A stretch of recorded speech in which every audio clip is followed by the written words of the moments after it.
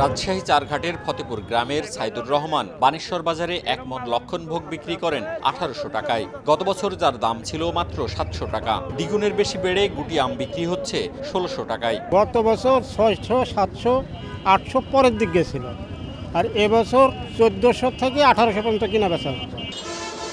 আমবাজার সংশ্লিষ্টরা বলছেন, দেশের ইতিহাসে এবার আমের দাম সর্বোচ্চ।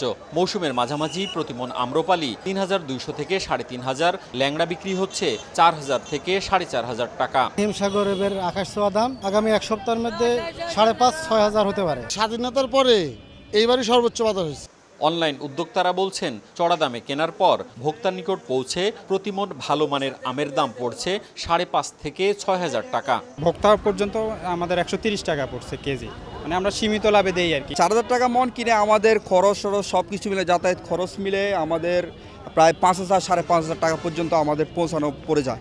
নগদের কাছে সব গ্রাহকই প্রিয়, তাই তো সারা দেশে ক্যাশ আউট চার্জ সবচেয়ে কম। কম উৎপাদন, পরিচর্যা ব্যয় বৃদ্ধি ও সার্বিক মূল্যস্ফীতিতে এবার আমের দাম অন্যান্য বছরের তুলনায় বেড়ে যাওয়ায় বিপাকে ক্রেতা। গত বছর ছিল ৩০-৩৫ টাকা, ৭০-৮০ টাকা কেজি পেতে। যে পরিস্থিতি আপনার সাধারণ মানুষের কিনে খাওয়া খুব টাফ হচ্ছে, অনেক বেশি দাম। কৃষি বিপণন অধিদপ্তরের হিসেবে গত বছরের জুনে পাইকারিতে প্রতি কেজি হিমসাগর আমের দাম ছিল ৪১ টাকা, এবছর তা ৮০ টাকা। গত বছর প্রতি কেজি ল্যাংড়ার দাম ৩৯ টাকা থাকলেও এবার তা ৮১ টাকা। ৪৩ টাকা কেজির আম্রপালি এবার ৭৩ টাকা। মওদুদ রানা, সময় সংবাদ, রাজশাহী।